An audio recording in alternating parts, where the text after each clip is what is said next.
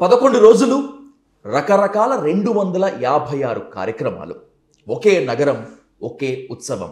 Society for vibrant Vijayawada నినాదం ఇది.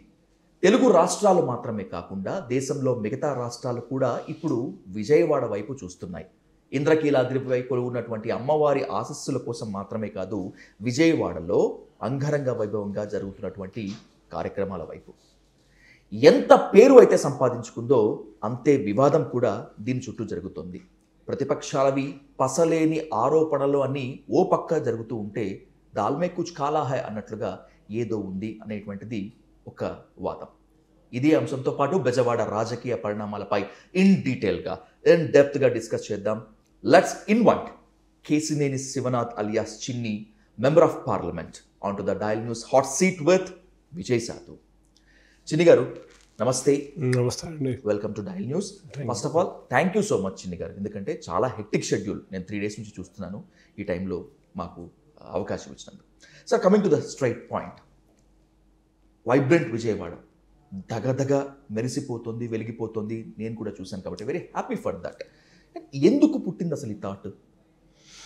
మనం చూస్తే దసరా అంటే మనకు ఒక మైసూర్ అనేది గుర్తొస్తూ ఉంటుంది. అందులో ఇంద్రకీలాద్రి మీద వెలిసిన అమ్మవారి దయ వల్ల విజయవాడకి ఎప్పుడు కూడా ఒక వైబ్రేషన్ ఉంది. ఆ వైబ్రేషన్ని మనం సరిగ్గా యూటిలైజ్ చేసుకోవట్లేకపోతున్నాం అనే ఒక ఆలోచన మా అందరికీ పుట్టింది. ఎందుకంటే విజయవాడ నగరం మనం చూస్తే కళలన్నిటికీ రాజధాని, సాంస్కృతిక రాజధానిగా ఉండేది. ఎన్నో సంవత్సరాలు ఉమ్మడి రాష్ట్రంలో కూడా సాంస్కృతిక కార్యక్రమాలు ఎక్కడ జరిగాయంటే విజయవాడలో జరిగాయి. సినిమాకి రాజధానిగా ఉండేది, ఒక ఆటోమొబైల్ రంగానికి రాజధానిగా ఉండేది. ఇవాళ ఎక్కడ చూసినా ఒక సీటు, ఒక ఆటోమొబైల్ రంగంలో కారు కొని ఒక టైరు మార్చాలన్నా, ఒక సీటు మార్చాలన్నా హైదరాబాద్ నుంచి కానీ, ఇక ఎన్నో చోట్ల కరీంనగర్ నుంచి కానీ విజయవాడకు వచ్చి చేసుకుని వెళ్ళేవాళ్ళు ఆ సమయంలో. అంతేకాకుండా వ్యాపార వర్గాలకి రాజధానిగా ఉండేది. అట్లా ఉన్న విజయవాడ కొంచెం, ఎందుకంటే చూస్తే కొన్ని పరిణామాల వల్ల కొంచెం ఇబ్బందికర పరిస్థితులు ఎదుర్కొంటా వాళ్ళ విజయవాడకున్న వైభవం నిజంగా చూస్తే ఎక్కడా కూడా మనం చూస్తే సాంస్కృతిక కార్యక్రమాలు జరగట్లా.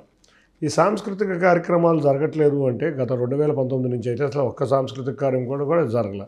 ఇటువంటి సమయంలో మేమందరం కూర్చుని ఒక ఆలోచన వచ్చింది, ఎందుకు విజయవాడ మీద ఒక ఉత్సవం ఉండకూడదు? మైసూర్లో ఉత్సవం ఉండగా, దసరా సమయంలో హౌరాలో ఉండగా, అహ్మదాబాద్లో ఉండగా అక్కడ ప్రజలందరూ ఎంజాయ్ చేస్తున్నారు, వచ్చిన భక్తులు కూడా చాలా ఎంజాయ్ చేస్తున్నారు. ఇట్లా చేస్తే మనం కూడా ఒక 2 రోజులు దేశ విదేశాల నుంచి భక్తులు అమ్మవారిని దర్శించుకోవడానికి వస్తారు. వీరితో పాటు విజయవాడ ప్రజలకు కూడా ఇదివరకు ఎప్పుడో 12 సంవత్సరాల క్రితం ఒక ఎగ్జిబిషన్ ఉండేది. అది మన చిన్నప్పుడు అందరం చూసి చాలా ఆనందంగా గడిపేవాళ్ళం. ఆ 12 సంవత్సరాల నుంచి ఎగ్జిబిషన్ కూడా మాయమైపోయింది. ఇవన్నీ కలిపిన ఒక సమ్మేళనంతో ఒక ఉత్సవ కార్యక్రమం దసరా సమయానికి రోజు 1,50,000 మంది వచ్చే భక్తులకి విజయవాడ ఆతిథ్యం చూపిద్దాం, విజయవాడ యొక్క విశిష్టతను చూపిద్దాం, కళాకారులను గౌరవించుకుందాం, కళలను పోషిద్దాం, సాంస్కృతిక కార్యక్రమాలు చేద్దాం. ఎప్పుడు చూస్తే కళాకారులు చాలామంది ఇబ్బందులకర పరిస్థితిలో ఉంటున్నారు. వాళ్ళందరికీ ఎంతో కొంత ఆర్థిక సహాయం చేస్తే, ఇటువంటి ఉత్సవం అనేది చేస్తే ప్రతి సిటీ కూడా దీన్ని ఆలోచించి ఒక్కొక్క సిటీకి ఒక్కొక్క ఇది ఉంటుంది. మనం చూస్తే వాళ్ళు విజయవాడ కనకదుర్గ అమ్మవారు, అట్లాగే భీమవరం లాంటి ప్రాంతాల్లో చూస్తే మనం సంక్రాంతి, వైజాగ్ చూస్తే ఒక నేవీ డే, ఇట్లా ఒక్కొక్క సిటీకి ఒక్కొక్క ఇది ఉంటుంది. మనం చేసిన ఈ కార్యక్రమం ఒక ఐపీ అడ్రస్. ఎవ్రీ సంవత్సరం దసరా ఉత్సవాలతో పాటు విజయవాడ ఉత్సవాలు, దసరా ఉత్సవాలు అంటే మైసూరు ఎట్లా గుర్తు వస్తుందో విజయవాడ కూడా అట్లా గుర్తు వచ్చే విధంగా చేద్దాం అనే ఆలోచనతోనే ఈ కార్యక్రమం మొదలుపెట్టడం జరిగింది. చక్కగా కార్యక్రమం నిన్న గౌరవ మా యువనాయకుడు నారా లోకేష్ గారు, అంతేకాకుండా మాజీ ఉపరాష్ట్రపతి, తెలుగుదనం అంటే మొట్టమొదటిగా ఒట్టిపడే వ్యక్తి వెంకయ్యనాయుడు గారు. అటువంటి వెంకయ్యనాయుడు గారు విజయవాడతో ఎన్నో సన్నిహిత సంబంధాలు ఉన్నాయి. ఎందుకంటే ఆయనకి ఇక్కడ తెలియని వ్యక్తులే లేరు. అటువంటి వ్యక్తితో మనం కనుక విజయవాడ ఉత్సవం ప్రారంభించి వారి చేతుల మీదుగా ప్రారంభిస్తే విజయవాడ విశిష్టత బ్రహ్మాండంగా ఉంటుందని చెప్పి ఆయన చేతుల మీదుగా ఎంతోమంది విజయవాడలో మనం చూస్తే డాక్టర్ సమరం గారు కానీ, జంధ్యాల శంకర్ గారు కానీ, ఇటువంటి ఎంతోమంది విశిష్టత వల్ల ఈ విజయవాడ నగరం చాలా అభివృద్ధి చెందింది, విశిష్ట పేరు పొందింది. అటువంటి వ్యక్తులు ఎవరెవరైతే ఉన్నారో వాళ్ళందరినీ కూడా గౌరవించుకుని చాలామంది పాపం చనిపోయారు. కానీ ఉన్న వ్యక్తులను గౌరవించుకుని విజయవాడ విశిష్టతని విజయవాడ ఉత్సవం ద్వారా అందరికీ తెలియజేయాలనే ఉద్దేశంతో ఈ కార్యక్రమం మొదలుపెట్టడం జరిగింది. చాలా గొప్ప ప్రారంభం మాత్రమే కాదు చిన్ని గారు, అతి గొప్ప శ్రీకారం కూడా బెజవాడ చరిత్రలో. కానీ ఈ కార్యక్రమాల లిస్టు, అతిథుల లిస్టు, ఎక్కడెక్కడ ఏ కార్యక్రమాలు ఎంత గొప్పగా జరుగుతాయో అని చెప్పి చూసిన తర్వాత నేనైతే కాస్త కంగారు పడ్డాను, అసలు ఇది పాసిబుల్ అవుతుందా అని చెప్పి. వన్ డే ఎక్స్పీరియన్స్ ఎలా అనిపించింది మీకు అసలు? నిన్న రాత్రి జరిగిన ప్రారంభోత్సవ కార్యక్రమంలో మా యువనేత నారా లోకేష్ గారు కూడా అన్నయ్య ఏదో చెప్తున్నాడులే, ఇవన్నీ జరుగుతాయా ఇన్ని కార్యక్రమాలని ఆన్ రికార్డ్ అన్నారు కదా ఆయన రికార్డ్ ఆయన అన్నారు. కానీ ఇంత గొప్పగా చేస్తాడు అని ఆయన నన్ను అభినందించడం నాకు చాలా ఆనందం వేసింది. అప్పుడు దాకా పడ్డ శ్రమ ఆ నిమిషంలో మాయమైపోయినంత ఆనందంగా ఫీల్ అయ్యాను. నిజంగా శ్రమ పడాలి తప్పకుండా. విజయవాడ ఉత్సవం మొదటి సంవత్సరం జరిగే ఈ కార్యక్రమం తప్పకుండా విజయవంతం చేస్తే తరతరాలుగా ఈ విజయవాడ ఉత్సవం అనేది మైసూర్ లాగా ఒక అద్భుతమైన ప్రారంభంతో స్టార్ట్ అవుతుందని చెప్పి మేము అందరం తలంచి ఈ కార్యక్రమాన్ని అన్ని కష్టాలైన వైబ్రెంట్ సొసైటీ ఆఫ్ విజయవాడ అని విజయవాడలోని కొంతమంది వ్యక్తులు గత 20 రోజుల నుంచి కూడా విపరీతంగా కష్టపడుతున్నారు. వ్యాపారాలు వదిలేశారు. ప్రతిరోజు సమావేశాలు పెట్టుకుని ఈ కార్యక్రమాన్ని ఏ విధంగా ముందుకు తీసుకెళ్లాలని కష్టపడుతూ అందరూ కూడా కష్టపడ్డారు. That is the power of Vijayawada. మీరు చూస్తే అందరు వ్యక్తులు కలిసి విజయవాడ ఉత్సవాన్ని ముందుకు తీసుకెళ్తున్నారు. నేను ఒక్క మాట చెప్పినగానే వాళ్ళ అందరూ కూడా వచ్చి ఉత్సవ కార్యక్రమంలో పాల్గొని దాన్ని దిగ్విజయంగా తీసుకెళ్తున్నారు. మేము ముందు 5 వెన్యూల్లో ఈ ఉత్సవ కార్యక్రమం అంటే ఇప్పుడు 6 వెన్యూల్లో జరుగుతుంది. నిజంగా చాలా కష్టతరమైన థింగ్. కానీ ప్రజలు నిన్న చూపించిన ఆదరణ, ఆనందం ముందు ఇవన్నీ ఆవిరైపోయింది. విజయవాడ అంటేనే ఒక బ్యాడ్ ఇంప్రెషన్ ఉంది. ఎందుకంటే రకరకాల వర్గాల వారు, రకరకాల కులాల వారు ఉన్నప్పటికీ కూడా అభిప్రాయ భేదాలు ఎక్కువగా ఉంటాయి అని చెప్పి. నాకు తెలిసి బెజవాడ చరిత్రలో మీరు చేస్తున్నటువంటి ఈ అతి గొప్ప పని ఇంతవరకు ఎవరు చేయలేదు. ఇక ముందు చేస్తారో లేదో తర్వాత విషయం, కానీ ఇప్పటి వరకు ఎందుకు చేయలేదు చిన్ని గారు? అంటే అందరినీ ఒక తాటి మీదకి తీసుకొని రావటము కష్టసాధ్యం అని చెప్పి అనుకున్నారా? ఒకవేళ అనుకుంటే అది మీకు ఎలా సాధ్యమైంది? ఒక్క విషయం అండి, ఏదో కొంతమంది నాయకుల సృష్టే కానీ ప్రజల్లో మాత్రం అటువంటి తారతమ్యాలు ఎప్పుడూ లేవు. నేను చూశాను. మీరు చూస్తే మేము రోజు కొంతమంది వ్యక్తులతో కూర్చుంటూ ఉంటున్నాం. ఉత్తరాదికి చెందిన అన్ని మీరు చూస్తే సింధీలు కానీ, మార్వాడీలు కానీ, జైన్స్ కానీ, సిక్కులు కానీ ఇక్కడ 90 సంవత్సరాల క్రితం నుంచి ఇక్కడ సెటిల్ అయ్యి వ్యాపారాలు చేస్తున్నారు. మేము నవ్వుతా ఏమయ్యా విజయవాడ ఉత్సవం చేస్తున్నాం, ఏంటి మీరు అందరి ఫీలింగ్ ఏంటంటే వాళ్ళు అన్నారు, ఏం సార్ సంవత్సరంలో 2 రోజులు మా ప్రదేశాలకు వెళ్తాం, అది కూడా వెళ్ళని ఫ్యామిలీలు చాలా ఉన్నాయి. విజయవాడ అంటే మా ఊరు, మా అందరికీ ఊరు.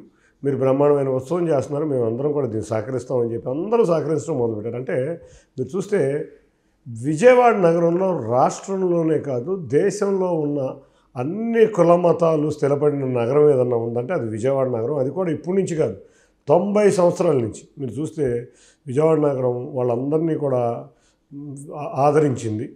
వాళ్ళందరూ వర్తక వాణిజ్య వ్యాపారాల్లో విపరీతంగా సక్సెస్ అయ్యారు. అన్నిటికన్నా ముఖ్యంగా ఇంకొక విషయం మనం ఆలోచించాల్సిందంటే విజయవాడ సిటీలో ఒక వైబ్రేషన్ ఉంది. అంతేకాకుండా సిటీ ఆఫ్ ఎంటర్ప్రినర్స్. ఎందుకంటే ఇక్కడి నుంచి మనం చూస్తే మొన్న ఒక సర్వేలో ఇక్కడి నుంచి ఎంతోమంది పారిశ్రామికవేత్తలు, ఎంతోమంది వ్యాపార వర్గాలు దేశమే కాదు విదేశాల్లో కూడా సెటిల్ అయిపోయారు. మీరు చూస్తే కళలో కూడా మీరు చూస్తే సినిమా రంగం ఒకప్పుడు ఈ ఉమ్మడి కృష్ణా జిల్లా నుంచి ఉన్న అందరూ కూడా ఒకప్పుడు సినిమా రంగంలో ఆధిపత్యం అంతా. ఆ రోజు రామారావు గారు కానీ, నాగేశ్వరరావు గారు కానీ, ఇటువంటి ఎందరో వ్యక్తులు ఇక్కడి నుంచి వెళ్ళిన వ్యక్తులే ఉన్నారు. ఒకప్పుడు సినిమా రిలీజ్ అయింది అంటే ముందు విజయవాడ టాక్ అనుకోండి, విజయవాడలో టాక్ హిట్ అయితే హిట్ అయినట్టు మొదటి గంట విజయవాడ టాక్ అనేది అది ఒక రాష్ట్ర వ్యాప్తంగా ఒక ఇది ఉండేది. ఎక్కడన్నా పొలిటికల్ పార్టీ హిట్ అవ్వాలంటే పొలిటికల్ పార్టీ విజయవాడలో సెన్సేషన్ చేస్తేనే చేసే పరిస్థితి ఉండేది. అటువంటి విజయవాడ నగరం అందరూ కుల మతాలతో కలిసి ఉండే నగరం. కానీ కొంతమంది రాజకీయ నాయకులు ఆ రోజు చిన్న ఒక డాట్ ఏర్పాటు చేశారు స్వార్థ రాజకీయాల కోసం. ఆ డాట్ చెరిపేయటం కష్టం కాదు, మేమందరం తలిచి ఆ డాట్ని ఎప్పుడో చెరిపేశాం. కానీ మీడియాలో ఇంకా అదే విధంగా విజయవాడను చూపిస్తున్నారు. అది మంచిది కాదు. అసలు చూస్తే ఒక ఆశ్చర్యకరమైన సంఘటన అంటే విజయవాడ నుంచి వెళ్ళి వివిధ ప్రాంతాల్లో సెటిల్ అయిన వాళ్ళు 11 లక్షల ఉద్యోగాలు ఇచ్చారు. దేశ విదేశాల్లో. కానీ విజయవాడలో ఒక్క ఉద్యోగం వాళ్ళు ఎవరు కూడా, అంటే ఇక్కడ అవకాశాలు లేవు. అటువంటి వారందరూ కనుక విజయవాడలో తమ రెండో సంస్థను కనుక స్థాపించుకోగలిగితే ఈ ప్రాంతం, ఈ ఉమ్మడి కృష్ణా జిల్లాలో నిజంగా ఎంత జీడిపి రేట్లో మేము ఎంత ముందుంటామో అని మాకు ఒక ఆశ్చర్యమైన సర్వే కూడా జరిగింది. కాబట్టి తప్పకుండా అప్పుడు యువత కూడా విజయవాడలో వదిలి అక్కడికి వెళ్ళిపోవడం అనేది చాలా బాధిస్తున్న విషయం. తప్పకుండా ఇక్కడ ఉండే వాళ్ళకి గౌరవ ముఖ్యమంత్రి నారా చంద్రబాబు నాయుడు గారు ఒకటే కోరుకుంటున్నారు, అవకాశాలు ఇద్దాం, తప్పకుండా వర్క్ ఫ్రమ్ హోమ్ చేద్దాం. అన్నిటికన్నా ముఖ్యంగా రేపు రాబోయే అమరావతిలో క్వాంటమ్ వ్యాలీ తీసుకొస్తున్నారు. అటువంటి క్వాంటమ్ వ్యాలీలో ఎన్నో అవకాశాలు ఉండబోతాయి. కాబట్టి ఇప్పుడు ఇక్కడ ఉన్న వాళ్ళు ఇక్కడే ఉండే ఉద్యోగ అవకాశాలు అందరికీ వచ్చే విధంగా వ్యాపారాలు చేసి విజయవాడని అభివృద్ధి తీసుకెళ్లాలని మా అందరి కోరిక.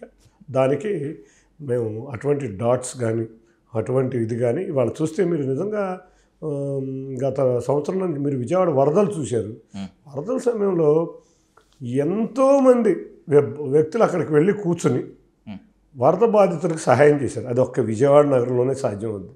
నిజంగా 14 రోజులు అక్కడే ఉండే గౌరవ ముఖ్యమంత్రి గారు ఏ విధంగా విజయవాడ నగరంలో ఉన్నారో, విజయవాడ చెందిన వ్యక్తులు కూడా సేవా కార్యక్రమాలు చేసి విజయవాడను తీసుకెళ్లారు. తప్పకుండా ఇటువంటి ఎంతోమంది గొప్ప వాళ్ళు ఉన్న విజయవాడ నగరాన్ని అటువంటి ఎప్పుడో మాసిపోయినాయి. విజయవాడ అంటే ఒక విశిష్టత నగరం. తప్పకుండా ఆ విశిష్టతను మళ్ళీ నిలబెడతాం. ఇప్పుడు అడగబోయేటువంటి ప్రశ్న కాస్త ఇబ్బందికరమైనదే. అసలు ఈ టైంలో ఈ ప్రశ్న అడగటం అవసరమా అని చెప్పి చాలామంది అనుకోవచ్చు. అత్యవసరం కాబట్టి అడుగుతున్నాను చిన్ని గారు. 11 రోజులు 256కు పైగా వివిధ రకాల కార్యక్రమాలు కదా. ఇప్పుడు మీరు అత్యద్భుతంగా స్టార్ట్ చేశారు, చేస్తున్నారు, ఇంకా గట్టిగా చేస్తారన్న నమ్మకం నాకుంది. రాబోయేటువంటి రోజుల్లో ఈ గురుతర బాధ్యతను తలకెత్తుకునేటువంటి ధైర్యం, సాహసం మిగతా వాళ్ళు చేస్తారా, చేయగలరా? ఇప్పుడు ఈ బాధ్యతకి నేను సపోర్టివ్గా ఉన్నాను, ఒక లీడ్ తీసుకున్నాను. కానీ వైబ్రెంట్ సొసైటీ ఆఫ్ విజయవాడ అని సుమారు ఒక 150 మంది విజయవాడ ప్రముఖులతో ఒక సొసైటీ ఫామ్ అయింది. ఆ సొసైటీలో మేము ఎవరం కూడా రాజకీయ నాయకులు ఎవరు ఉండకూడదని ఒక డెసిషన్ తీసుకున్నాం. మేము కోఆర్డినేషన్ కమిటీ వేసుకున్నాం. కోఆర్డినేషన్ కమిటీలో మేము అందరం ఉన్నాం. మొదట నన్ను ప్రెసిడెంట్గా పెట్టాలని లేదో బైలాస్ట్ రాస్తే నేను వెంటనే రిజైన్ చేసేసి, లేదు మేము ఎవరం ఉన్నాం, కావాలంటే విజయవాడలో వ్యాపారం చేసేవాళ్ళు లేకపోతే విజయవాడలో ఉన్న ఇప్పుడు రాజకీయాలు ఇప్పుడు ఉన్న వాళ్ళు సంబంధం లేని వాళ్ళు ఫామ్ చేసి న్యూట్రల్ ప్లాట్ఫామ్ చేయండి అన్నాం. రెండోది మీరు చూస్తే విజయవాడ నగరం మొత్తం హోర్డింగ్లు వెలిసినాయి, విజయవాడ నగరం మొత్తం కార్యక్రమాలు వేదికలు నడిచినాయి. ఎక్కడా కూడా మా ఎవరి ఫోటో అన్న మీరు చూసారా? వైబ్రెంట్ సొసైటీ ఆఫ్ విజయవాడ అంటే న్యూట్రల్ లోగోస్, కార్యక్రమ వివరాలే ఉన్నాయి. అంతేగాని ఎవరి ఫోటో కూడా లేదు. Government tourism AP government support చేస్తుంది కాబట్టి రాష్ట్ర ప్రభుత్వం ఫోటోలతో విజయవాడ వైబ్రెంట్ సొసైటీ వారితో న్యూట్రల్ ప్లాట్ఫామ్ ఒకటి క్రియేట్ చేసి వాళ్ళ ద్వారా చేస్తున్నాం. తప్పకుండా న్యూట్రల్ ప్లాట్ఫామ్లో ఉన్న వాళ్ళు అందరూ కూడా చూస్తే ముత్తవరపు మురళి చాలా చక్కటి ఇది కలవాడు. ఆ తర్వాత గోల్డ్ మెడల్ జైన్ తను కూడా చక్కటి పరిశ్రమలు ఉన్నాయి. ఇట్లా నార్త్ ఇండియా, సౌత్ ఇండియా, సిక్కులు అందరూ కలిసి ఒక సొసైటీ ఫామ్ చేశారు. ముస్లిమ్స్ ఉన్నారు, క్రిస్టియన్స్ ఉన్నారు. దీని నిండా చక్కటి సొసైటీ ఫామ్ చేసి న్యూట్రల్ ప్లాట్ఫామ్ క్రియేట్ చేశారు. అన్నిటికన్నా అది ఒక పాజిటివ్ వేవ్ అంట. ఈ న్యూట్రల్ సొసైటీ గురుతర బాధ్యత ఏంటంటే విజయవాడలో జరిగే ఉత్సవాలు, అన్ని రకాల ఉత్సవాల్ని ఇటువంటి న్యూట్రల్ ప్లాట్ఫామ్ ద్వారా మేము తప్పకుండా ప్రజల ముందు తీసుకెళ్తాం. సర్వసాధారణంగా ఇలాంటి పెద్ద పెద్ద ఈవెంట్లు ఒక ప్లేస్లో జరుగుతూ ఉంటాయి, అందరినీ అక్కడికి తీసుకొచ్చి అలరిస్తూ ఉంటాయి చిన్ని గారు. కానీ ఈ వైబ్రెంట్ విజయవాడ ఉత్సవం మాత్రము సెలెక్టెడ్ ప్లేసెస్లో, అంటే బందర్ రోడ్ దగ్గర ఒకటి, పున్నమి ఘాట్ దగ్గర ఒకటి, ఏంటి ఇలా డిస్పస్ చేసేయటం వెనకన్నా వ్యూహం ఏంటి అసలు? మీరు చూస్తే విజయవాడ ఉత్సవం సిటీ అంతా వైబ్రేషన్ ఉండాలని మా ఫీలింగ్. ఓకే, రకరకాల ప్రాంతాలన్నీ కూడా చక్కగా విజయవాడ ఒక పండగ జరుపుకోవాలని మా యొక్క అందరి ఫీలింగ్. దాని నిమిత్తం గౌరవ ముఖ్యమంత్రి వర్యుల దగ్గరికి వెళ్ళినప్పుడు సిటీ అంతా లైటింగ్ చేయండి అన్నారు. మీరు చూస్తే సిటీ అంతా ఉత్సవ కమిటీ ఆధ్వర్యంలో లైటింగ్ చేసాం. తర్వాత ఇప్పుడు సెంట్రల్ నియోజకవర్గం ఉంది, మనం ఘంటసాల వారి కళాక్షేత్రం ఉంది. అక్కడ చాలామంది సాంస్కృతిక కార్యక్రమాలు ప్రతిరోజు పెడితే చాలామంది అక్కడికి పెద్దవారు వచ్చి సాంస్కృతిక కార్యక్రమాలు చూస్తారనే తలంపుతో అక్కడ ఘంటసాల వారి కళాక్షేత్రం చూసాం. తుమ్మలపల్లి వారి కళాక్షేత్రం చూసాం. అసలు విజయవాడకి కళాక్షేత్రం అంటేనే తుమ్మలపల్లి కళాక్షేత్రం. ఎంతోమంది భక్తులు రైల్వే స్టేషన్ నుంచి, బస్ స్టాండ్ నుంచి తుమ్మలపల్లి కళాక్షేత్రం మీదుగా అమ్మవారిని దర్శించుకోవడానికి వెళ్తారు. ఆ సమయంలో అక్కడ పెడితే బస్సులకు కానీ రైళ్ళకు కానీ సమయం ఉంటుంది, సాంస్కృతిక కార్యక్రమాలు ఇక్కడికి వచ్చి చూసుకుని వెళ్ళే విధంగా తొమ్మలపల్లి కళాక్షేత్రం ఏర్పాటు చేయడం జరిగింది. అంతేకాకుండా పున్నమి ఘాట్ అంటేనే ఒక విశిష్టత గల ఇది. అక్కడి నుంచి Guinness book of world record drone show ద్వారా ఇవాళ విజయవాడ నగరం గిన్నిస్ బుక్ ఆఫ్ వరల్డ్ రికార్డులోకి ఎక్కింది. అక్కడ ఆ ప్రాంతంలో అమ్మవారు వెలిసింది. అమ్మవారి ఆలయం ఉన్న ప్రాంతం కృష్ణా నది ఒడ్డున ఉన్న ప్రాంతం. ఎంతోమంది భక్తులు అక్కడ. అంతేకాకుండా విజయవాడ పశ్చిమ నియోజకవర్గం ఉన్న ప్రాంతం. విజయవాడ పశ్చిమ నియోజకవర్గం అంటేనే అమ్మవారు వెలిసిన నియోజకవర్గం. అటువంటి చోట కార్యక్రమం పెట్టాలి అని అనుకున్నాం. ఇక 4వది స్టేడియంలో ఒక హెలికాప్టర్ రైడ్స్, అట్లాగే మనం ఇబ్రహీంపట్నంలో పారాగ్లైడింగు, ఫైనల్గా ఎగ్జిబిషన్ గ్రౌండ్. ఎగ్జిబిషన్ అనేది మనం మాకు 12 సంవత్సరాల క్రితం పీడబ్ల్యూడీ గ్రౌండ్స్లో ఎగ్జిబిషన్ జరిగేది. సరే, మన గౌరవ అంబేద్కర్ గారి విగ్రహం అక్కడ పెట్టడం వల్ల మనకు స్థలం కావాల్సి వచ్చింది. కాబట్టి అక్కడికి దేవాదాయ శాఖ దారి దగ్గర నుంచి 54 రోజులకి 45 లక్షలు. అంటే అసలు మేము కూడా తీసుకునే ముందు ఒకటే చెప్పాము, ఇవాళ అమ్మవారి ఆశీస్సులు ఉండాలి, వెంకటేశ్వర స్వామి ఆశీస్సులు ఉండాలి. తప్పకుండా మనం తప్పు చేయకూడదు, తప్పు చేసినట్టు ఎవరో భావించకూడదని అసలు సుమారు 2 లక్షలు కూడా రాని స్థలంలో సంవత్సరానికి రెంటు 45 లక్షలు రెంట్ పే చేసి, అది కూడా ప్రభుత్వం నుంచి పర్మిషన్ తీసుకుని మేము తప్పకుండా ఇక్కడ ఎగ్జిబిషన్ పెడతామని చెప్పి అది కూడా పెట్టడం జరిగింది. అంటే ఇవాళ మాకు అన్ని ప్రాంతాల్లోనూ విజయవాడలో ఒక వైబ్రేషన్ కనపడాలి. ఒక్క ప్రాంతంలో చేస్తే కాదు, అన్ని రకాల ప్రాంతాల్లోనూ విజయవాడలో దసరా జరుపుకుంటున్నారు అంటే చూస్తే ఒక చోట పెడితే మాకు ఈజీ, ఖర్చు తప్పుద్ది, అన్నీ తప్పుద్ది, మాకు ఈజీ థింగ్ కూడా. కానీ అన్ని ప్రాంతాల ప్రజలకు కూడా అందుబాటులో ఉండాలి, రకరకాల కార్యక్రమాలు అందుబాటులో ఉండాలి. కాబట్టి రకరకాల ప్రాంతాల్లో పెట్టడం జరిగింది. అది కూడా ప్రజలు నిజంగా పెద్దవారు చూస్తే, ఏజ్లో పెద్దవారు దూరంగా వెళ్ళాల్సిన పని లేకుండా వాళ్ళ దగ్గర ఉన్న కార్యక్రమాలు. సత్యనారాయణపురంలో చూస్తే అందరూ కూడా ఘనశాల వారి కళాక్షేత్రం రాత్రి నిండిపోయి హౌస్ఫుల్ అయిపోయింది. కాబట్టి అంటే ప్రజలు ఎంత ఆతృతతో ఎదురు చూస్తున్నారో మనకు అర్థమవుతుంది. కాబట్టి విజయవాడ ఉత్సవం వీటిలందరినీ విజయవాడలో ఉన్న ప్రతి ప్రాంత అభివృద్ధిలోనూ ప్రతి ప్రాంతంలో సాంస్కృతిక కార్యక్రమాలు ఉండాలని తలంతో ఈ విధంగా మొదటి సంవత్సరమే ఇది ఒక రికార్డు సృష్టించాలి. ఈ రికార్డు ద్వారా ప్రజలందరూ కూడా రేపు రాబోయే కాలంలో జాతీయ అంతర్జాతీయ మీడియా వేదికలుగా విజయవాడ ప్రతిష్ట పెరగాలి. మనం మైసూర్ అంటే ఎన్నో సంవత్సరాల ముందు మొదలైంది, మనకు అది రావాలి అంటే చాలా కష్టపడాలి. అంతేకాకుండా చాలా బాగా చేయాలి. ఒక 5-6 సంవత్సరాలు బాగా చేస్తే దాంట్లో సగానికి వెళ్తామేమో. మరి తప్పకుండా చేస్తే భావితరాలు కూడా దీన్ని ఆచరిస్తాయని చెప్పి మేము ఇట్లా కార్యక్రమాలు చేయడం జరుగుతుంది. హ్యాట్స్ ఆఫ్ టు దట్ చిన్ని గారు. ఎందుకంటే నేను కూడా కార్యక్రమం చూశాను. టు బీ ఫ్రాంక్, విజయవాడ ప్రజలు ఏ స్థాయిలో దాన్ని రిసీవ్ చేసుకుంటున్నారు అనేటువంటిది నేను చూశాను. కాబట్టి ఆన్ రికార్డ్ చెప్తున్నాను, salute to you and by the same way hats off to you also. This is completely positive note. Negative note కూడా ఉంది, దాన్ని ఖచ్చితంగా విస్మరించకూడదు, డిస్కస్ చేయాలి. Let's coming to the negative note and asking you very straightly, vibrant Vijayawada Utsav పేరుతోటి ఎంత నొక్కేద్దామని plan వేశారు? ఎంత వస్తుంది అనుకుంటున్నారు మీరు? ప్రతిపక్షాలు ఆరోపిస్తున్నాయి కదా, వాళ్ళే ఎంత వస్తుంది అనుకుంటున్నారు? ఏమో మరి వాళ్ళ అంచనా ప్రకారం అయితే 50 కోట్ల పైన అంటున్నారు, 50 నుంచి 100 కోట్ల పైన. పని చేస్తే మంచిది. మీరు కూడా అన్నవాళ్ళందరినీ నాకేమి వద్దు, ఉత్సవకు అయ్యే ఖర్చుని పెట్టుకుని మిగతా వాళ్ళని తీసేసుకోమనండి, నేను ఇచ్చేయడానికి సిద్ధంగా ఉన్నాను. కానీ మేము చెప్పిన కార్యక్రమాలన్నీ కూడా చేసి చూపుతాను, యథావిధిగా చేసి చూపించాలి. చెప్పటానికి చెరువు ఒడ్డు నుండి రాయటం ఈజీ, చెరువులో తెలిసే దెబ్బతి తెలుస్తుంది. ఇవాళ దీనివల్ల సుమారు 10 నుంచి 15 కోట్ల ఆర్థిక భారం మా అందరి మీద పడబోతుంది. తప్పకుండా చూశారు మీరు. ఇవాళ ఎక్కడా కూడా మీరు నిన్న పున్నమి ఘాట్కి వచ్చారు. పున్నమి ఘాట్లో మాకు ఏమన్నా రెవెన్యూ వస్తుందా? మేము డబ్బులు తీసుకుని చేసాం ఎవరి దగ్గర? ఏమన్నా టికెట్స్ అమ్మామా? లేకపోతే ఏం చేసాం? ఎక్కడ టికెట్లు అమ్మలేదే. అక్కడ ఉన్న 10-15 షాపుల నుంచి మేము డబ్బులు ఏపీ టూరిజం షాప్స్, అంతేకాకుండా కాకినాడ కాజా, ఇవన్నీ కోట్లు వచ్చేస్తాయి. ఎక్కడి నుంచి వస్తాయని ఆలోచన. అసలు మాట్లాడేవాడికి ఏమన్నా ఇది ఉందా? విజయవాడ మీద గౌరవం లేని వ్యక్తులు, విజయవాడని డెవలప్ చేయడానికి ఇష్టం లేని వ్యక్తులు ఏదేదో మాట్లాడుతూ ఉంటారు.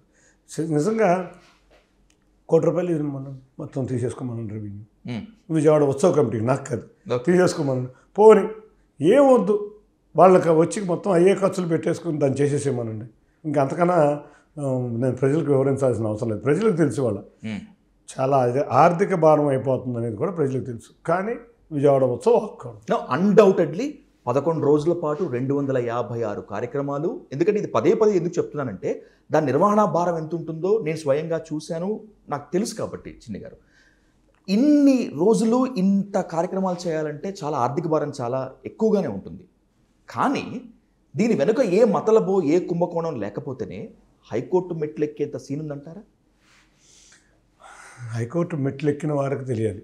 ఎందుకంటే ఇవాళ ప్రతిపక్షం ఎట్లా తయారైందంటే, ప్రతిపక్ష హోదా కూడా ప్రజలు ఇవ్వలేదని విస్మరించి రోడ్డు మీద పోతా రాళ్ళేద్దాం అనుకుంటున్నాం. ఇప్పుడు ఇక్కడ విజయవాడ సిటీలో 5 వ్యక్తులు నా ఒక్కడి మీద దాడి మొదలుపెట్టారు.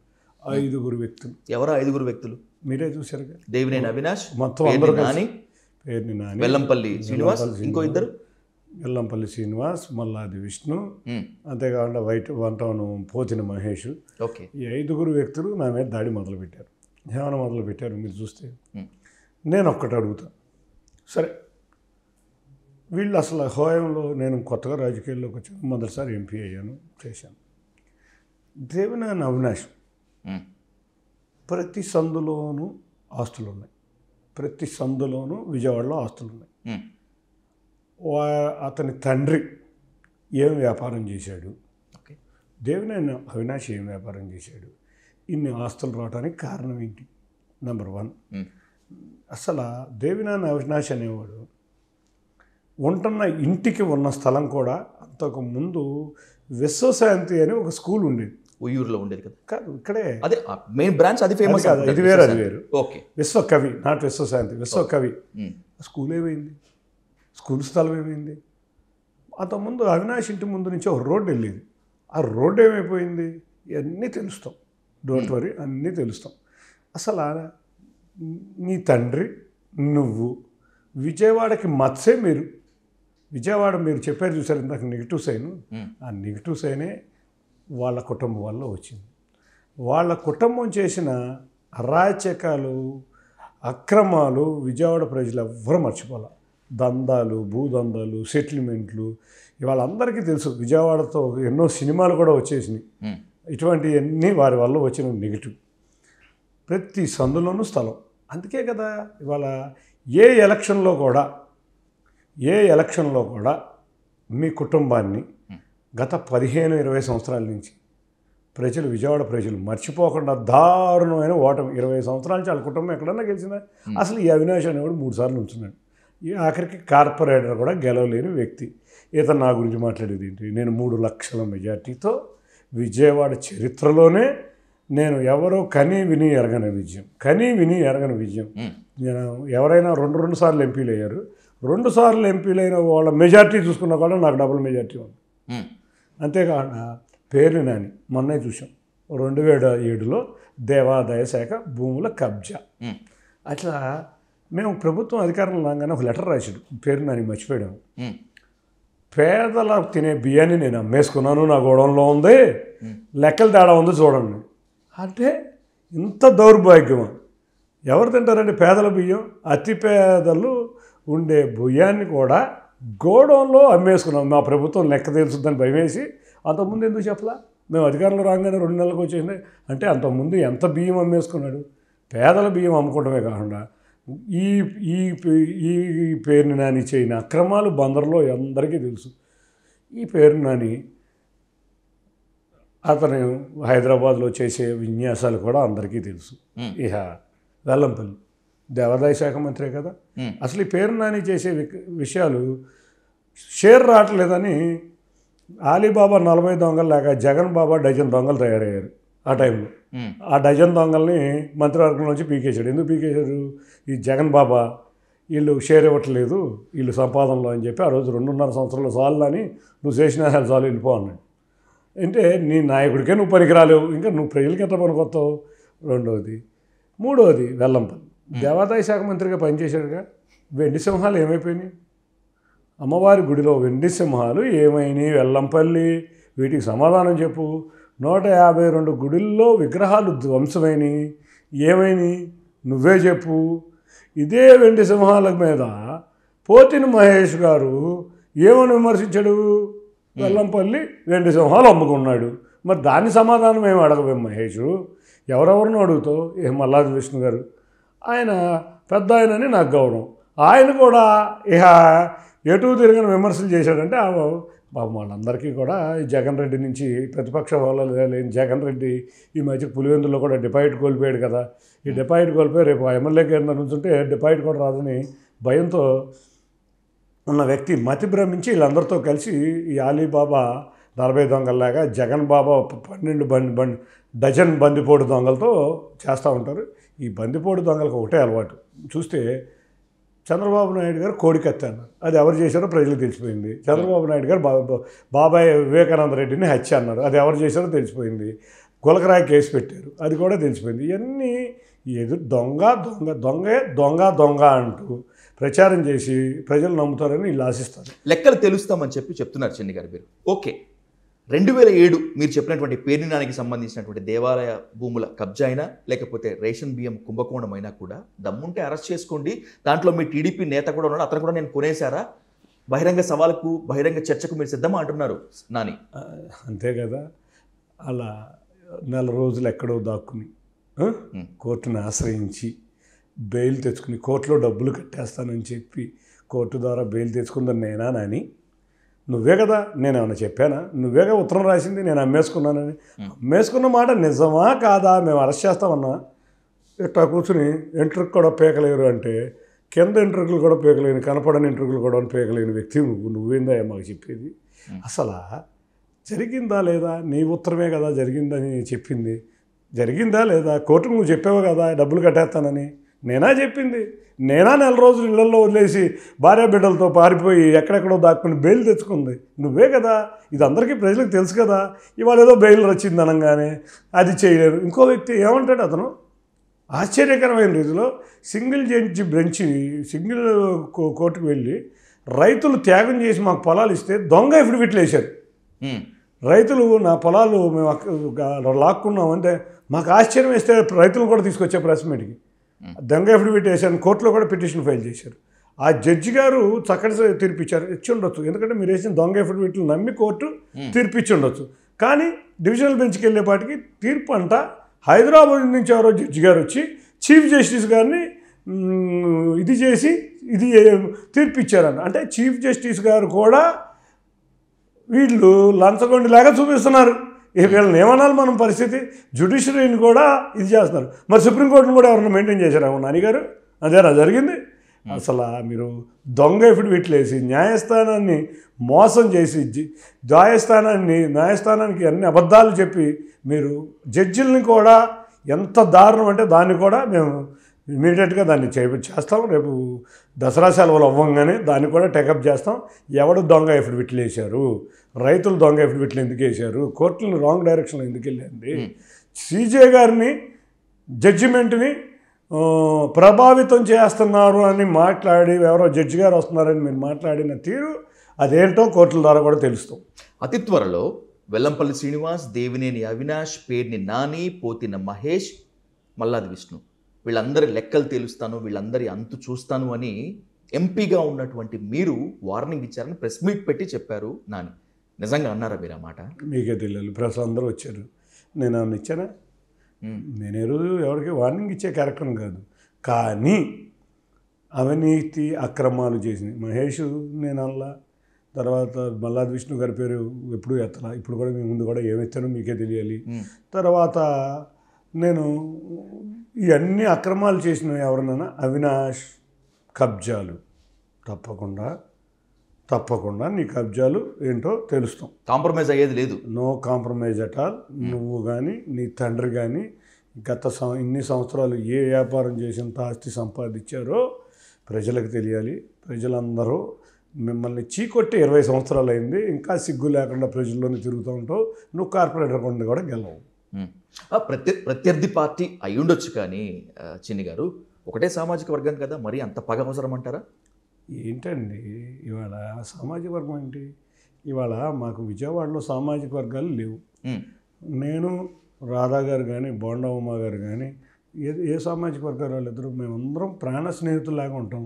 అంతేకాకుండా మేమైనా లేకపోతే శ్రీరామ్ తాతయ్య గారైనా లేకపోతే సౌమ్య గారైనా ఉంటాం. మాకు అసలు సామాజిక వర్గం ఏంటి, అక్రమాలు అన్యాయాలు ఎవరైతే చేశారో నేను కాదు. అసలు ప్రజా కోర్టులో మీరు చూస్తున్నారు కదా, 20 సంవత్సరాల నుంచి ప్రజలు ఎంత ఆగ్రహంతో ఉన్నారో ఇప్పటికి కూడా మర్చిపోలేకపోతున్నారు. ఎందుకు మర్చిపోలేకపోతున్నారు చెప్పండి? వాళ్ళ విజయవాడ ఉన్న వైభవాన్ని వీళ్ళు ఎంతో కొంత డాట్ పెట్టాలని ట్రై చేశారు. ప్రతిసారి నిజంగా ఒక సెటిల్మెంట్ అని పిలిచి ఇద్దరి దగ్గర భూమి లాక్కున్న కార్యక్రమాలు ఎన్నో 19 నుంచి 24 వరకు అయితే అసలు చాలా దారుణాలు జరిగిపోయినాయి ఇక్కడ. ప్రజలు దాని మీద ఎన్నో కోర్టుల్లో ఉన్నాయి కేసులు. వాళ్ళ రౌడీ రాజకీయం నేను అనేది తప్పకుండా అటువంటి వ్యక్తులను చేస్తున్నాం. సామాజిక వర్గాలు ఎవరికి కావాలండి? వాళ్ళ విజయవాడ నగరం చక్కగా రౌడీజం లేని నగరంగా, కబ్జాకోరులు లేని నగరంగా, విద్వేషాలు లేని నగరంగా ఉండాలి. అంతేగాని విద్వేషాలు సృష్టించి, కులమత విద్వేషాలు సృష్టించితే ఊరుకోం. లా అండ్ ఆర్డర్ ఊరుకోదు. తప్పు చేసిన వాడు ఎవడైనా, ఏ కులమైనా, ఏ మతమైనా కూటమికి అంతా ఒక్కళ్ళే. కేసినేని చిన్ని గారికి మాత్రం తప్పు చేశాడా లేదా అనేటువంటిది వాస్తవం. ఇంతేనా? అంతే, తప్పకుండా. అంతే, తప్పకుండా. తప్పు చేస్తే తప్పు చేయనివ్వం. అంత ముందు తరపుల మీద విచారణిస్తాం. మీరు చాలా సీరియస్గా ఉన్నారు. వాళ్ళ లెక్కలు తేలుస్తారని, వాళ్ళు కూడా మీ లెక్కలు తేలుస్తారని చెప్పి వార్నింగ్ ఇచ్చారు. నాని అయితే మీరు పట్టాభి కలిసి గొడుగులపల్లిలోనో సంథింగ్ ఎక్కడో దేవాదాయ భూమి కబ్జా చేశారనేటువంటిది ఓపెన్ ప్రెస్ మీట్ పెట్టి చెప్తున్నారు. ఎంత చేశారు, ఏంటా లెక్క? అడగండి ఆయన్ని. గొడుగుపేట వెంకటేశ్వర స్వామి దేవాలయం ఎగ్జిబిషన్కి 56 రోజులకి 45 లక్షలు ఇచ్చి సొసైటీ తీసుకుంది. ఆ మూర్ఖుడికి అవి కూడా తెలియదా? అక్కడ తనకి సొంతంగా ఉండే మచిలీపట్నంలో ఉండే భూమి ఇప్పుడు కోర్టులో వివాదమై సుప్రీంకోర్టులో ఆర్డర్ వచ్చిన భూమి అదే. హైకోర్టు డివిజనల్ బెంచ్ అదే ఆర్డర్ ఇచ్చింది. సుప్రీంకోర్టు చివాట్లు పెట్టింది. మీరు చూస్తే సిగ్గు. అసలు ప్రభుత్వానికి లేని బాధ, దేవాదాయానికి భయం లేని బాధ, రైతులకు లేని బాధ, థర్డ్ పార్టీ మీకెందుకని వచ్చింది. ఇంకా ఇంకా ఇంకా రాజకీయం ఉంది దీంట్లో. అంటే సుప్రీంకోర్టు తీర్పును కూడా తప్పు పడతాడా? ఇదే నమ్మనండి. అదే కదా మీరు చేసిన కబ్జా అంటున్నావు. మరి అదే భూములు కదా 45 లక్షలు కట్టింది. నువ్వెంత తీసుకున్నావు? 20 రూపాయలకా? 25 రూపాయలకా? మేము 45 లక్షలు సంషేర్గా 56 రోజులు మా సొసైటీ కట్టింది. అది that is the vibrant society of Vijayawada వారి యొక్క చిత్తశుద్ధి. 3 ప్రశ్నలతో ముగిస్తాను చిన్ని గారు. ఈ 3 ప్రశ్నలు మీ ఆన్సర్ కోసం మీ పార్లమెంట్ కాన్స్టిట్యున్సీ మాత్రమే కాకుండా ఏపీ మొత్తం కూడా ఎదురు చూస్తుంది. ద ఫస్ట్ వన్, మీరు మీ బ్రదర్ ఇద్దరూ కలిసి రేషన్ బియ్యాన్ని విపరీతంగా దోచేస్తున్నారు, రేషన్ కుంభకోణం చేసేస్తున్నారు అనేటువంటిది చాలామంది, మీ ప్రత్యర్థులు మాత్రమే కాకుండా చాలామంది ఆరోపిస్తున్నారు. ఎందుకు వచ్చింది మరక? రేషన్ బియ్యం ఎక్కడుంది? మాకు రేషన్ బియ్యం. మా బ్రదర్ ఎవరు? నానియా? కేసినేని నానియా? ఆయనతో మీకు ఎట్లాగా సయోధ్య కూడా లేదు కదా. మరి ఎక్కడుంది? ఎవరు పేరు నాని చెప్పిన మాటలు అదే చెప్పేది. దొంగ. వాళ్ళ సమయంలో మట్టి దోచుకున్నారు, వాళ్ళ సమయంలో ఇసుక దోచుకున్నారు, వాళ్ళ సమయంలో బూడిద దోచుకున్నారు, వాళ్ళ సమయంలో బియ్యం దోచుకున్నారు. అసలు రేషన్ బియ్యం నాకు అమ్మవారి సాక్షిగా, అమ్మవారి ఉత్సవాల సాక్షిగా విజయవాడ నగరంలో కానీ ఇంకెక్కడైనా కానీ రేషన్ బియ్యం అని ఎవరైనా నిరూపిస్తే రాజకీయాల్లో విరమించుకుంటా. చేతనైతే నీకు దమ్ము ధైర్యం ఉంటే నాని నువ్వు చేసిన వ్యాపారాలని బియ్యం అమ్ముకునే. ఇది నానికి మాత్రమే కాదు, మిమ్మల్ని విమర్శించేటువంటి వాళ్ళు ఎవరికైనా కూడా ఛాలెంజ్. ఎవరికైనా ఛాలెంజ్. రెండోది, నాని నీకు దమ్ము ధైర్యం ఉంటే పేదల బియ్యం అమ్ముకుంటున్నానని నేను అంటున్నావు కాబట్టి నువ్వు నా మీద రేషన్ అంటున్నావా? నీ ధైర్యం ఉంటే నిరూపించు. నీ లెటరే నువ్వు కోర్టుకు సబ్మిట్ చేసింది, గవర్నమెంట్ రాసిన లెటర్. నువ్వు పేదవాళ్ళ బియ్యం బొక్కేసానని రాసింది ఉంది. దమ్ముంటే నిరూపించు. ది సెకండ్ వన్, ఎంపీగా ఎన్నికయ్యి ఇన్ని నెలల్లో మీ పార్లమెంట్ స్థానానికి మీరు చేసింది శూన్యము. ముఖ్యంగా బుడమేరు లాంటి ప్రాంతాల్లో వరదలు వచ్చినప్పుడు కూడా నాని చిన్ని గారు ఒక ఎంపీగా ఉండలేకపోయారు, ప్రవర్తించలేకపోయారు అనేటువంటి వాళ్ళకి ఏం చెప్తారు సమాధానం? మీరు చూసారా బుడమేరు సమయంలో 14 రోజులు నిద్రాహారాలు మాని ప్రతిరోజు జేసీబీలు ఎక్కి ట్రాక్టర్లు ఎక్కి సప్లై చేసే ఫుడ్. నా ఫస్ట్ ఫుడ్ అందకపోతే నేనే నా అన్నా క్యాంటీన్ ద్వారా దాదాపు అందరికీ ఫుడ్ సప్లై చేశాను. రెండోది, ప్రతిరోజు మీరు ఎంపీగా కాకముందు నుంచి కూడా చేస్తున్నారు కదా? చేస్తున్నాను. ఎంపీ అయినాక రాగానే వరద వచ్చింది. ఈ దరిద్రులు డీసెల్టింగ్ చేయలేకపోవడం వల్ల వచ్చిన దరిద్ర వరద. మా గౌరవ ముఖ్యమంత్రి నారా చంద్రబాబు నాయుడు 12 రోజులు కలెక్టర్ ఆఫీస్లో ఉన్నారు. ప్రతి 12 రోజుల్లో మేము ఎవరం కూడా 3 గంటలు నిద్రపోవాలి. ప్రతిరోజు కార్యక్రమాలు అక్కడే ఉండి మీరు చూస్తే ఎన్ని ఫోటోలు, ఎన్ని వీడియోలు. వీళ్ళందరూ ఇళ్లల్లో పడుకున్నారు, ఒక్కడు బయటికి రాల. ఈ జగన్ రెడ్డి 2 సార్లు వచ్చాడు. ఒకసారి వచ్చి ఒక అరగంట హనీమూన్ లాగా తిరిగి ₹1 కోటి అనౌన్స్ చేసి వెళ్ళాడు. రెండోసారి వచ్చినాక ఈ ఇప్పుడు వరద బాధితుల దగ్గరికి వెళ్ళాడు. మేము ప్రభుత్వం పంచే వాటర్ బాటిల్ని వాళ్ళు పంచబోతుంటే వరద బాధితులు అందరూ వెనక పొమ్మంటే 10 నిమిషాల్లో ఖాళీ చేసి మళ్ళీ బెంగళూరు వెళ్ళిపోయాడు. ₹1 ఏమైనాయో ఇప్పుడు దాకా తెలియదు. నాకు 12 రోజులు నా రికార్డు వరద బాధితులకి అక్కడే ఉన్నా. ఈ పేరు నాని ఎక్కడో బందర్లో తొంగుని పడుకున్నాడేమో, ఏ రోజు ఇక్కడ లేడు. ఇక్కడ ఉన్న విజయవాడ ప్రజలకి ఆ వరద బాధితులకి చిన్ని చేసిన దాన్ని ఇప్పటికీ ఎక్కడికి వెళ్ళినా నన్ను ఆ వరద బాధిత ప్రాంతంలో ప్రజలందరూ కూడా బ్రహ్మాండంగా చేస్తారు. మొన్న కూడా వరదకు రాకుండా వరద వస్తుందనగానే రోజు పొద్దున్న సాయంత్రం 2 రోజులు అక్కడే కూర్చొని నేను కానీ బోండా ఉమ్మ గారు కానీ అక్కడే కూర్చొని మీరు మీడియాను చూస్తే అందరు తెలుస్తుంది మేము ఎక్కడున్నాం. అంటే ఏదో బురద అన్నాను కదా, బురద చల్లటం అనేది అలవాటు చేయడం. మూడోది విజయవాడ నగరం 20 సంవత్సరాల నుంచి ఒక ఆర్ఓబి ఆర్యూబి విజయవాడ నగరానికి వచ్చిందా? ఒక్కటి రాలేదు. నేను 7 ఆర్ఓబిలు ఆర్యూబిని టెండర్ స్టేజ్కి తీసుకొచ్చాను. 4 టెండర్ స్టేజ్లోనే 3 టెండర్ స్టేజ్కి రాబోతున్నాయి. మీరు చూస్తే ఇక్కడ నుంచి 6.3 కిలోమీటర్ల నిడమానూరు ఫ్లైఓవర్ నేను ముఖ్యమంత్రి గారితో నితిన్ గడ్కరీ గారి దగ్గర తీసుకుని మొదటి 2 నెలల్లోనే యాక్సెప్ట్ చేసి అప్రూవల్ అయ్యి వచ్చినాక మెట్రో గురించి డబుల్ ఫ్లైఓవర్ రావాలి కాబట్టి మెట్రో డిపిఆర్ గురించి అది ఆగి ఉంది. మూడోది national highway Vijayawada ORR to Hyderabad ORR అంటే కాదని చెప్పి ఒప్పించి ఆ రోజు నితిన్ గడ్కరీ గారిని ఒప్పించి ఇప్పుడు పున్నమి గారి దాకా కూడా తీసుకొచ్చాను నేను 6 లైన్. ఇటువంటి ఎన్నో కార్యక్రమాలు ఇవాళ చూస్తే నేను చేసినన్ని కార్యక్రమాలు నేను తిరిగినంత తిరిగి జనాలు అంటూ ఉంటారు, మీరు ఎమ్మెల్యేనా ఎంపీనా ఎక్కడ చూసినా మీరే కనపడతారు. నేను ఎక్కడ పడుకుంటలేదే, నిద్రాహానాలు మన రోజు ప్రజలకు వస్తుంది. నేను ఎంపీ అయిపోయాను కదా అని అందరిలాగా తొంగు ఉంటాము. అంటే మా పార్టీ వాళ్ళు కాదు, మా పార్టీ వాళ్ళు వెరీ పాజిటివ్గా వెళ్తున్నాం. పోయినసారి ఎంపీలు చేసినట్టు తొంగుని ప్రజలకు కనపడకుండా నేను ఆల్రెడీ ఎంపీగా గెలిచినాక 112 గ్రామాలు తిరిగా. ఇప్పటికి 295 గ్రామాల్లో 112 గ్రామాలు తిరిగా. ఇవాళ బురద చల్లటానికి అలవాటైంది. మీరు జర్నలిస్టులే కదా, మీరు నికార్సైన జర్నలిస్టులు అయితే నేను గత సంవత్సరం నుంచి నేను చేసే కార్యక్రమాలు మీకు రోజు చూస్తూనే ఉంటారు, మీ జర్నలిస్ట్ సోదరులు చెబుతూనే ఉంటారు. రెండోది నేనేదో అదేదో చెప్పాడు కదా అతను పేదల బియ్యం బొక్కే వ్యక్తి ఏదో బియ్యం అన్నాడు కదా, అది కూడా నిరూపించండి. అందరూ ఉన్నారు కదా, ఎవరో వ్యక్తులను తీసుకురండి. నాకు విజయవాడలో వ్యాపారం చేయను, కలిస్తే ఏదన్నా నా రియల్ ఎస్టేట్ వ్యాపారం హైదరాబాద్లో ఎట్లా ఉందో అది ఏదన్నా చేస్తే నా కుటుంబం మళ్ళీ విజయవాడలో రియల్ ఎస్టేట్ వ్యాపారం తప్పితే ఏది చేయము. రియల్ ఎస్టేట్ వ్యాపారం అంటే కన్స్ట్రక్షన్, అది నార్మల్గా ఎక్కడైనా అందరూ చేసేది. ఏదన్నా చేస్తే నా కుటుంబం నేను కాదు చేస్తుంది. హైదరాబాద్లో ఏ విధంగా చేస్తున్నాం ఇక్కడ చేస్తుంది. అంతేగాని మీకు మళ్ళీ పేదల బియ్యం, ఇసుక బొక్కటం, బూడిద కూడా బొక్కారు కదా, బూడిద బొక్కటం, దేవాదాయ శాఖ భూములు దొబ్బేయటం, ఇటువంటి కార్యక్రమాలు నేను చేయను. నా హిస్టరీ అది.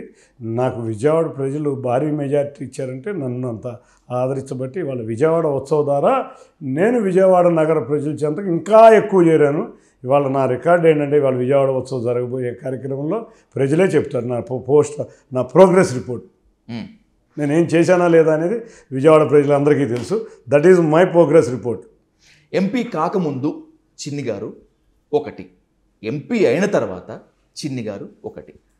అధికార గర్వం పెరిగింది, పాషాణ హృదయులైపోయారు అనేటువంటిది ఒక కామెంట్. దీంతో నేను పూర్తిగా ఏకీభవించాను, కానీ రాటు తేలారు అంటారు. ఎందుకంటే మొదట మీ ఇంటర్వ్యూకి ఇప్పుడు చేస్తున్న 4వ ఇంటర్వ్యూకి ఆ రాటు తేలిన తత్వం కనిపిస్తుంది. బట్ ఈ కామెంట్ వస్తుంది, నిజంగా పాషాణ హృదయులు అయిపోయారా, లేకపోతే రాజకీయాల్లో అందరినీ కుట్రల్ని కుతంత్రాలని చూస్తున్నారు కాబట్టి లౌక్యంగా వ్యవహరిస్తున్నారా? నా ఆఫీసు మీరు ఎప్పుడన్నా వస్తే ఇవాళ ఉత్సవం కాబట్టి నేను ఉండనని ఎవరు రాలా, మీరు ఇంటర్వ్యూ గురించే వచ్చాను. మినిమం 300 నుంచి 400 మంది వ్యక్తులు ఇప్పుడు ఉంటారు ఇక్కడ. ఎందుకంటే నేను ఎక్కడికి వెళ్ళినా కూడా ఇంత చక్కగా ఆప్యాయంగా పలకరించే వ్యక్తులు లేరని చెప్పి వస్తారు. రాగానే మధ్యాహ్నం భోజనం చేయకుండా ఎవరు దూర ప్రాంతాలు వచ్చిన వాళ్ళు ఇక్కడ ఎవరికి వెళ్ళరు. పోయినసారి అట్టా ఎన్నో క్యాంటీన్ ఎట్టా ఉందో మా వెనకమాల ఉన్న క్యాంటీన్ చూడండి, ప్రతిరోజు 300 మంది భోజనం చేస్తారు అక్కడ. ఇది ప్రజలు నాకు మీ ఆఫీస్ ఎప్పుడు నిత్య కళ్యాణం ఎందుకుంటుంది, ప్రజలు నన్ను ఒక ఆప్యాయంగా నేను పలకరిస్తాను కాబట్టి మీరు హిడెన్ కెమెరా పట్టుకొచ్చి చూస్తే చెప్తాను. అసలు నేను దాకా అవసరం లేదండి, ప్రజల దగ్గరికి వెళ్ళి తెలుసుకోండి. చిన్ని అనేవాడు అవైలబిలిటీలో ఉన్నాడా లేదా, చిన్ని అనేవాడు ఆప్యాయంగా ఉంటున్నాడు. ఎవరి కాళ్ళకి అంతకుముందు ఎంపీని చూసాం, ఎవరి దగ్గరికి వెళ్ళలేకపోయాం, నీ దగ్గర ఉన్నంత యాక్సెస్ మాకు ఎవరికి లేదు. మీ అన్నయ్య కదండి, అంతకుముందు ఎవరన్నా ఉండొచ్చు. ఇప్పుడు అతని పేరు నేను ఉచ్చరించను, మీరు జర్నలిస్టులకి మీరే చూశారు, మీతో ఎట్లా బిహేవ్ చేశారు. అది జర్నలిస్టులోనే కాదు ఎవరినైనా ఇదివరకు ఎంపీలు ఏ విధంగా ఉండేవాళ్ళు, తెలుగుదేశం ఎంపీలు ఏ విధంగా ఉన్నారు, నో డౌట్ మీ అప్రోచ్ మరి ఇంకా మీరు దానికి ఆయన అప్రోచ్ నేను ఒప్పుకుంటాను. అసలు రాటు తేలేనంటారా? ఇవాళ నన్ను ప్రజలకి నేను చక్కగా స్వేచ్ఛగా పాజిటివ్గా వెళ్తా, అంతేగాని ఎవరన్నా కుహన రాజకీయ నాయకులకి ఓకే తప్పకుండా ఇదే విధంగా వెళ్తా. అంటే ఎవరైనా ప్రజల ఆస్తులను దోచుకుందామని సిద్ధమై చక్కటి ప్రభుత్వం, మంచి ప్రభుత్వం అని ప్రజలు కలగన్న భారీ అత్యంత రాష్ట్ర చరిత్రలోనే అత్యంత భారీగా 94% రికార్డు ఇచ్చిన ఈ ప్రభుత్వాన్ని ఏదో కుట్రలు చేసి కుతంత్రాలు చేసి కుళ్ళు రాజకీయాలు చేద్దామంటే మేము ఒప్పుకోం. ఎందుకంటే మీలాగా ప్రతినిత్యం రాజకీయాలు చేయడానికి మేము రాలేదు. ప్రజల్ని సంక్షేమం అభివృద్ధి బాటలో నడపడానికే ఈ మంచి ప్రభుత్వం ఉంది. ఈ మంచి ప్రభుత్వం ప్రయాణిస్తుంది. నిరంతరం గౌరవ ముఖ్యమంత్రి నారా చంద్రబాబు నాయుడు గారు కానీ, పవన్ కళ్యాణ్ గారు కానీ, నారా లోకేష్ గారు కానీ ప్రజల చెంతన, అంతేగాని వాళ్ళ మోడీ గారి లాగా ఏ విధంగా 2047 వికసిత్ భారత్, అదేవిధంగా 2047 స్వర్ణాంధ్రప్రదేశ్ ధ్యేయంగానే అందరం పనిచేస్తున్నాం. తప్పకుండా మీరు ఎటువంటి కుళ్ళు రాజకీయాలు, ఏదో పేపర్ పుల్లు ఇవన్నీ చూస్తే మన మధ్య మేము ఒక వినొచ్చారు. ప్రజల వద్దకు వెళ్ళి మా అధినేత ప్రజల వద్దకు వెళ్ళి ప్రజల సమస్యలు తెలుసుకుని అప్డేట్ చేయమని మా పార్టీ యంత్రాంగానికి ఒక పిలిపించారు. మేము కూడా ప్రజల వద్ద దగ్గరికి వెళ్తున్నాం అన్నారు. సరే బాబు వీళ్ళు వస్తున్నారంటే చూద్దాం ప్రజలు ఏమవుతారైనా తిరిగిపిస్తారంటే ఒక్క నాయకుడి దగ్గరికి వెళ్ళాం. మేము దాదాపు అన్ని ఇళ్ళకి వెళ్ళి ఆన్లైన్లో వాళ్ళ సమస్యలు తెలుసుకుని ఆన్లైన్లో రికార్డ్ చేసి పంపించడం జరిగింది. అది మా యొక్క క్రెడిబిలిటీ, అది మాకు ప్రజల దగ్గర ఉన్న. మేము వెళ్తే ఆధారంగా చంద్రబాబు నాయుడు గారిని పొగుడుతా ప్రజలందరూ చక్కగా పెన్షన్ వస్తుంది, చక్కగా గ్యాస్ సిలిండర్లు వస్తున్నాయి, ఉచిత బస్సు ఇచ్చారు, అన్నిటికన్నా ముఖ్యంగా మా పిల్లలకి చదువుకునే ఎంతమంది ఉంటే అంతమంది ఇచ్చారు, ఆదరిస్తున్నారు. వాళ్ళు వెళ్తే నిజంగా చెప్పు దెబ్బలు పడి, ఎందుకంటే పోయినసారి జగన్ రెడ్డి ఇక్కడికి వస్తే విజయవాడలో వరద బాధితులు ఏ విధంగా అడ్డం తిరిగారో ప్రజలు కూడా ఆ విధంగా అడ్డం తిరుగుతారు. మాకు వాళ్ళకి మీరు చూస్తే అప్పుడు కొన్ని రోజులు మీరు చూశారు ప్రజల వద్ద పాలన ఏదో పెట్టాడు, ప్రజల వద్దకు ఏదో పెట్టాడు ఆ రోజు ఎమ్మెల్యేలు వెళ్ళలేకపోయిన పరిస్థితి. మేము ప్రజల వద్ద అధికారంలో ఉన్నా ప్రతిపక్షంలో ఉన్నా ప్రజల వద్ద ఉంటాం. అధికారంలో ఉంటే ప్రజా సమస్యల్ని పరిష్కరించడం కోసం తిరుగుతాం, ప్రతిపక్షంలో ఉన్నప్పుడు ప్రజా సమస్యలు పోరాటం కోసం తిరిగాం. సో ప్రతిపక్షం ఇప్పటి వరకు చూసింది కేవలం ట్రైలర్ మాత్రమే, పిక్చర్ అభి బాకీ హే, అసలు సినిమా ముందుంది అనేటువంటిది మీ వార్నింగా? అసలు ఆ పార్టీ నిలబడదు.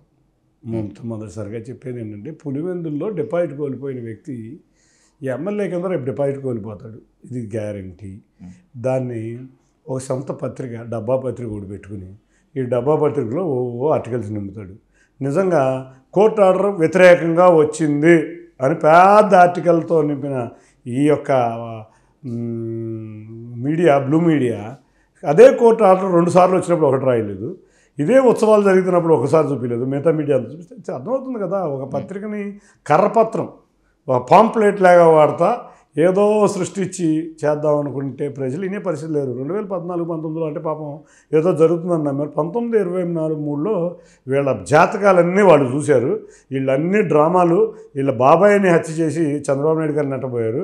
వీళ్ళు మట్టిని, బూడిదని, బియ్యాన్ని వాళ్ళ రికార్డే ఉంది, బియ్యం తినేసా బొక్కేసానని ఎదుటోడి మీద చూపిద్దాం అనుకుంటున్నారు. దొంగ దొంగ దొంగ అని అడుగుతుందని ప్రజలందరికీ తెలుసు. ఇవాళ ప్రతిపక్షం కాదు కదా, పార్టీ నిలబడదు. విజయవాడ వెలిగిపోతుంది, విజయవాడ ప్రజలంతా చాలా హ్యాపీగా ఉన్నారు కాబట్టి సరదాగా ముగిస్తాను చిన్ని గారు. నాకు కూడా ఎప్పటి నుంచి అడగాలని చెప్పి అనుకుంటాను నేను. మీ అసలు పేరు కేశినేని శివనాథ్ కదా, ఎవరు చెప్పినా ఎవరు అడ్రస్ చేసినా కూడా చిన్ని గారు అంటారు. ఏ పేరుతో పిలిస్తే మీకు బాగా అనిపిస్తుంది?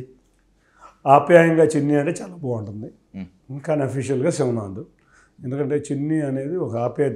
శివనాథ్ అనేటువంటి పేరులో మంచి వైబ్రేషన్ ఉంది కదా, నాకు పవర్ఫుల్ వైబ్రేషన్ ఉంది కదా. కానీ నిన్న కూడా వెంకయ్యనాయుడు గారు చూస్తే ఒక మాట అన్నాను, చిన్ని అని అంటూ చిన్ని చిన్నోడు అనుకుంటారు కానీ చేసే విషయాలు పెద్ద విషయాలు. గౌరవ మాజీ రాష్ట్రపతి దగ్గర నుంచి అటువంటి ఒక అవార్డు నాకు వస్తుంది. అంటే ఆ చిన్నిలో ఆ ఆత్మీయత ఉంటుంది, వైబ్రేషన్ శివనాథ్లో ఉన్నా కానీ చిన్నిలో ఆప్యాయత. నిజంగా ఓ చిన్నోడిని ఎవరన్నా ఎంపీ గారు అంటే ఎంపీ గారు ఏంటి రోజు చిన్ని అని పిలిచేవాడు, పెద్ద ఆయన నువ్వేంటి ఎంపీ గారు అంటావు. ఎవరన్నా మా వాళ్ళు చిన్నన్న అంటారు, అది నాకు ఆప్యాయంగా ఫీల్ అవుతా. శివనాథ్ అనేది వైబ్రేషన్ ఉండొచ్చు కానీ చిన్నన్నాను, చిన్ని అను, అంటే ఒక ఆప్యాయతంగా ఉంటుంది, వాళ్ళు నన్ను రిసీవింగ్ బ్రహ్మాండంగా ఉంటుందని నాకు చిన్ని అంటేనే నాకు బాగా ఇష్టం. బెజవాడ అంటేనే హాట్ పాలిటిక్స్కి కేర్ ఆఫ్ అడ్రస్ చిన్ని గారు. అలాంటి బెజవాడని వైబ్రెంట్ దిశగా ముందుకు తీసుకువెళ్తూ బెజవాడ ప్రజలపై ఉన్నటువంటి నమ్మకాన్ని దిశలా వ్యాప్తి చేసేందుకు మీరు చేసినటువంటి కృషికి మరొకసారి సాల్యూట్ చెప్తూ మళ్ళీ కూర్చుందాం చిన్ని గారు, మళ్ళీ రాజకీయాలపై మాట్లాడదాం. Thank you so much, this wonderful opportunity. నేను అడిగేది ఆ రాజకీయాలు కాదు, విజయవాడ ఉత్సవం విజయవాడకి ఏం చెప్పింది అనే దాని మీద కూర్చుందాం. రాజకీయాలు అనేది ఎప్పుడైనా మాట్లాడవచ్చు. Sure sir. మనం పాజిటివ్ మేనర్లో, ప్రోగ్రెసివ్ మేనర్లో విజయవాడని తీసుకెళ్దాం. Thank you so much sir. Thank you.